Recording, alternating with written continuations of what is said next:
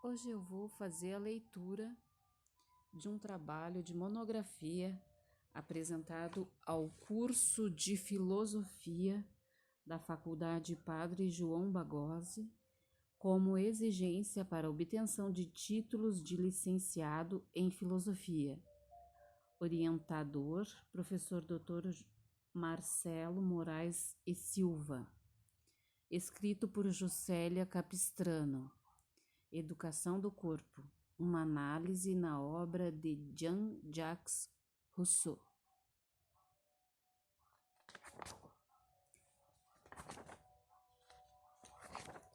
Ser criança é acreditar que tudo é possível, é ser inesquecivelmente feliz com muito pouco, e se tornar gigante diante de gigantescos pequenos obstáculos. Ser criança é fazer amigos antes mesmo de saber o nome deles. É conseguir perdoar muito mais fácil do que brigar. Ser criança é ter o dia mais feliz da vida todos os dias.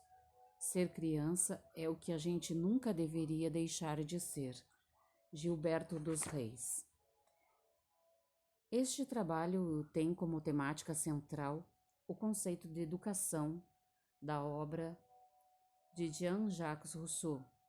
Pretende analisar a partir dos conceitos existentes na obra do filósofo, como educação na natureza pode contribuir para a educação dos corpos e dos sentidos dos indivíduos que habitam nas cidades.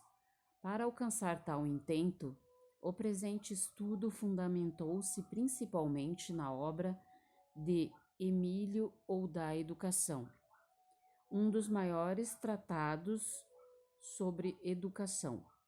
Neste sentido, conclui-se que o afastamento do homem de seu estado de natureza se dá pela busca incessante pela sobrevivência. Introdução. Sem sombra de dúvidas, o pensamento de Rousseau é uma fonte bastante contributiva para a história da filosofia ocidental.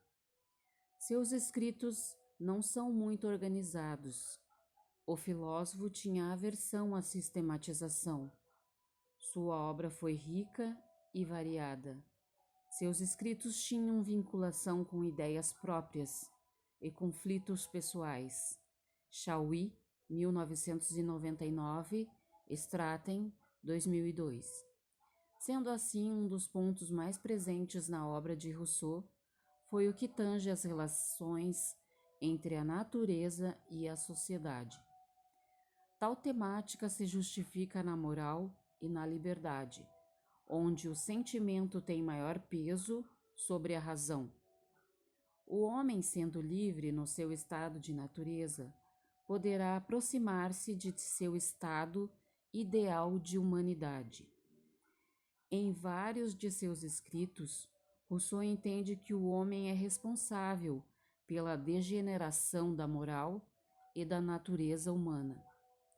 O homem artificializa-se e disfarça seu comportamento, levando a ignorar seus deveres humanos com seus semelhantes. Esquece-se de sua humanidade. O homem, por maior polidez e educação que tenha, seguindo todas as regras sociais, pode esconder o mais piedoso, egoísta e vil dos homens. Porém, não são só os homens refinados que são impiedosos e maldosos. Os homens independem de seu grau de estudo ou posição social. São maus porque são homens. Rousseau, 1999. O homem na natureza vivia de acordo com suas necessidades. Era autossuficiente, vivia na floresta, satisfazia suas necessidades e resolvia os seus conflitos com sabedoria. E não angustiava-se diante das doenças ou da morte.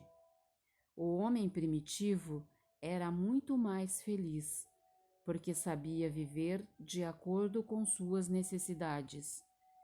Vivia em contato direto com as florestas, os campos, os rios. Tirava seu sustento da natureza, colhia sementes, plantava, caçava, somente retirava da natureza o que consumia e precisava para o seu sustento. Satisfazia suas necessidades sexuais sem constrangimentos. Não se afligia diante da idade ou da decadência do corpo. Sabia que era um processo de renovação para o novo. Rousseau, 1999. Voltaire, 1755, por exemplo, ironizou o contrato social, que ninguém poderia pintar um quadro com cores mais fortes dos horrores da sociedade humana, para os quais nossa ignorância e debilidade têm tanta esperança de consolo. Ninguém jamais empregou tanta vivacidade em nos tornar novamente animais. Pode-se querer andar de quatro patas quando levamos vossa obra. O comentário irônico de Voltaire não nos surpreende, já que não eram amigos. Rousseau sempre teve o intuito de ressaltar a natureza boa do homem natural em seus escritos. Procurou orientar os homens civilizados a buscar o melhor do mundo natural, já que a volta ao retorno aos princípios seria praticamente impossível. Nesse sentido, o presente trabalho procura analisar como se apresenta, se materializa na obra de Rousseau, a relação entre natureza e educação do corpo. Para alcançar tal intento, o presente trabalho se divide em 2 capítulos.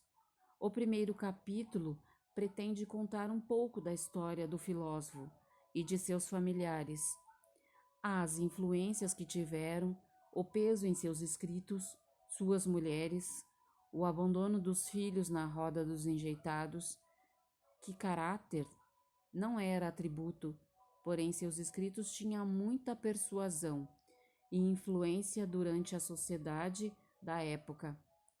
As grandes dificuldades que sofreu, viveu entre 2 contrastes, a miséria que por muitas vezes o acompanhou e o luxo da aristocracia que muito frequentou. O segundo capítulo pretende analisar a educação do corpo e o afastamento do homem de seu estado ideal de natureza, que quanto mais vive em sociedades organizadas, mais corrupto se torna e se afasta de seu estado natural, ideal, trazendo a natureza como agregador de felicidade e liberdade, uma proximidade de um estado ideal de homem, mais livre e feliz.